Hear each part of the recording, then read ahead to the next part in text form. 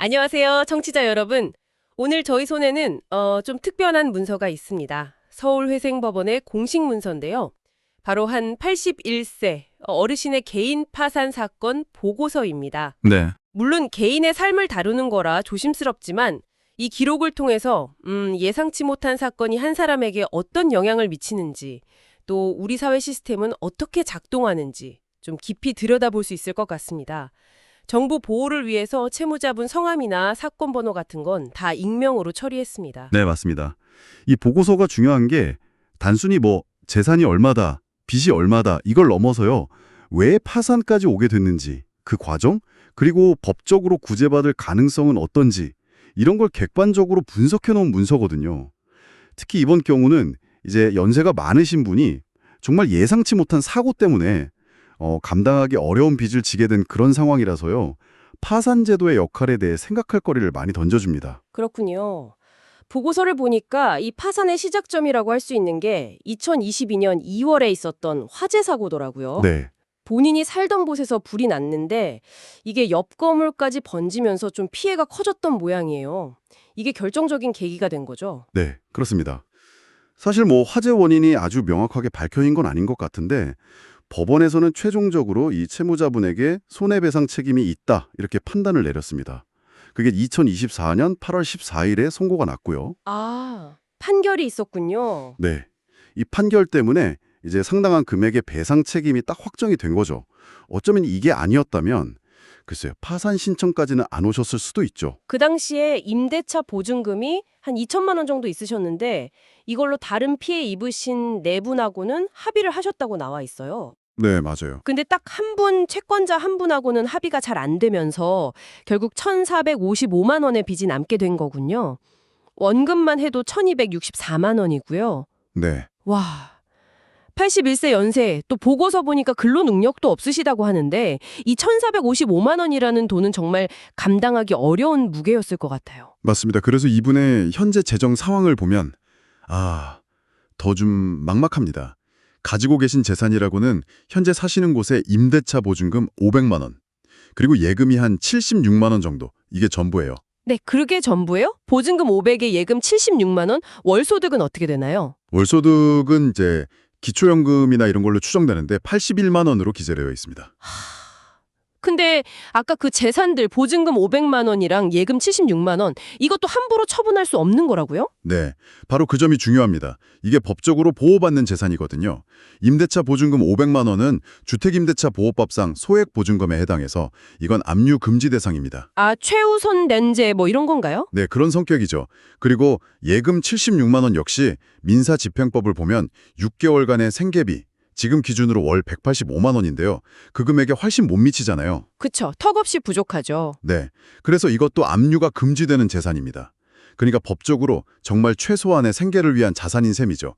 그래서 파산 관제인이 이 자산들을 팔아서, 그러니까 환가해서 채권자들에게 나눠주는 걸 포기하겠다, 이런 의견을 냈습니다. 환가 포기 의견이군요. 네, 사실상 빚 갚는 데 쓸 수 있는 재산이 전혀 없는 상태다, 이렇게 볼 수 있는 거죠. 1,455만 원 빚은 그대로 있는데 수중에 있는 건 법적으로 보호받는 최소 생계비뿐이고, 와, 정말 암담한 상황이네요. 보고서에는 또 지난 5년간 뭐 처분한 재산이라든지 아니면 과거에 이혼하셨다고 나오는데 그때 재산 분할 받은 거라든지 부모님한테 상속받은 재산이라든지 이런 다른 재산 형성 가능성도 전혀 없다고 딱 명시되어 있더라고요. 네, 깨끗합니다. 그런 부분은.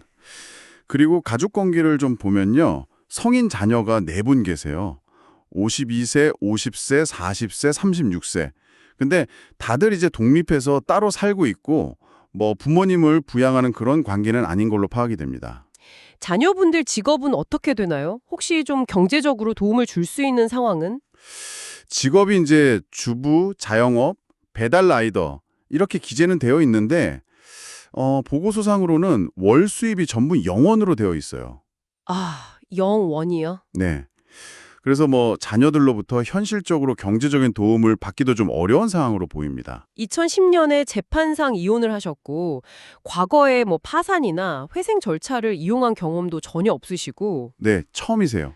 그러면 정말 평생 뭐 큰 재산 모으지 못하고 그냥 월세로 계속 살아오시다가 예기치 않은 사고 한 번으로 그냥 한순간에 빚더미에 앉게 되신 그런 경우네요. 그렇죠. 전형적인 뭐랄까 비자발적 채무 발생 사례라고 볼 수 있습니다. 본인의 어떤 잘못이라기보다는 외부적인 요인으로 인해서 오랫동안 그 소액 보증금의 월세로 거주해 오신 기록들을 보면 재산을 막 축적할 만한 그런 여유는 없으셨던 삶이라는 걸 좀 짐작할 수 있죠. 자, 그럼 이 모든 상황을 종합해서 파산관제인은 최종적으로 어떤 결론을 내렸는지 궁금한데요. 네, 핵심 의견은 두 가지입니다. 첫 번째는 동시 폐지 의견이에요. 동시 폐지지요. 분여공가요? 그러니까 채무자한테 나눠줄 재산, 즉 배당할 재산이 전혀 없잖아요. 네, 아까 황학가 포기했다고. 네. 오히려 파산 절차를 계속 진행하면 그 비용만 더 드는 상황인 거죠. 그래서 파산 선고를 하는 것과 동시에 그냥 절차를 끝내버리는 거. 이게 동시 폐지입니다. 그게 타당하다는 의견이고요. 아, 절차를 더 끌어봤자 실익이 없다. 그런 뜻이군요.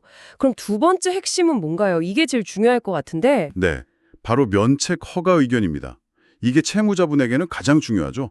면책이라는 게 결국 빚을 탐감해 주는 거니까요. 보고서를 보면 채무자분이 뭐 재산을 일부러 숨겼다거나 아니면 빚을 일부러 막 늘렸다거나 법원에 거짓말을 했다거나 하는 그런 법에서 정한 면책 불허가 사유가 전혀 발견되지 않았다는 겁니다. 아, 법에서 정한 잘못된 행동 같은 게 없었다는 거네요. 네, 전혀 없었습니다. 따라서 법의 취지에 맞게 이분에게 남은 빚 전액을 탕감해 주어서 경제적으로 다시 시작할 수 있는 기회를 주는 것이 맞다. 이게 파산관제인의 최종 의견입니다. 그리고 아까 채권자 쪽에서도 별다른 이의 제기가 없었다고 하셨잖아요. 네, 보고서에 그렇게 기재되어 있습니다. 특별한 이의는 없었다고요? 그러면 뭐 파산관제인 보고서 의견대로 면책 결정이 내려질 가능성이 아주 높아 보이네요. 네, 그렇습니다. 뭐 특별한 변수가 없는 한은 그렇게 진행될 가능성이 높죠. 참 예기치 못한 그 화재 사고 하나로 시작된 어려움이 그래도 이 법적인 절차, 파산과 면책이라는 제도를 통해서 해결의 실마리를 찾게 되는 셈이네요. 것 같아요. 그러니까 개인의 잘못이라고만 보기 어려운 어떻게 보면 불운한 사고로 인해서 도저히 회복 불가능한 채무를 지게 된 분들에게 최소한의 어떤 인간적인 삶을 보장하고 다시 사회의 일원으로 살아갈 기회를 주는 것. 그게 바로 이 제도의 역할이고 사회적 안전망으로서의 기능인 거죠. 네. 오늘 저희가 함께 살펴본 이 81세 어르신의 이야기가 청취자 여러분께는 어떤 의미로 다가왔을지 궁금합니다. 사실 우리 주변에서 누구에게나 정말 예기치 못하게 닥칠 수 있는 불행이잖아요. 이런 상황 앞에서 과연 개인의 책임은 어디까지 물어야 하는 건지, 또 우리 사회의 역할은 어디까지여야 하는 건지 좀 생각해 보게 됩니다. 그렇죠. 이런 불가항력적인 어려움에 부딪힌 개인을 우리 사회가 어떻게 보듬고 또 어떻게 다시 일어설 수 있도록 도와야 할까? 오늘 이야기가 청취자 여러분 각자에게 잠시나마 그런 생각을 해볼 수 있는 계기가 되었기를 바랍니다.